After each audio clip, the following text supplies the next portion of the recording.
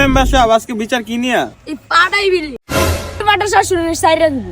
Member সাহেব সারা জীবন হই না এলাম জামাই বউরে ছেড়া দেয়, এটা আবার কেমন কথা যে জামাই শাশুড়ি ছেড়ে দিব? কি করুম বইতে শাশুড়ি বেশি চিল্লায়। মেম্বার সাহেব বুঝলাম, হ্যাঁ শাশুড়ি ছেড়ে দেবো, কিন্তু মাতবর সাহেব আপনার মাথায় কি হয়েছে? আরে ভাই দুঃখের কথা আর কোয়েন না, বুঝছেন? আপনার ভাবি রেশমি চুরি চাইছিল, কিনা দেয় নেই কা, একদম জোরে বেলের তো বাড়ি দিছে, মাথায় ভাড়া লইছে। নিজেরই ঘর তো ঠিক না যাইছে আমার বিচার করে। এই বেটা চুপ থাক, তুই এত বেশি বুঝছিস লিগা। এই পাটা তুই আগে বউ ছাড়, এরপর শাশুড়ি ছাড়ি। আরে মিয়া আপনি সবাই থামেন, বিচার কি করেন যে এটা দেন আগে। বিচার টিচার বুঝি না, বউছালে ছাড়ান যাবো, শাশুড়ি ছাড়ান যাবো। বউ চললে খবর লইস।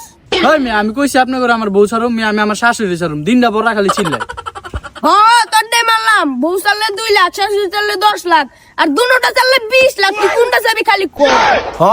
মেম্বার সাহেবের কথা যুক্তি আছে, তুই কোনটা ছাড়বি ক। বাইগান ঘুরে মুড়ে খালি বউয়ের কথা আইতাছি কি লিগা, আমি ছাড়মু শাশুড়ি, বউয়ের কথা কোন কি লিগা আপনারা?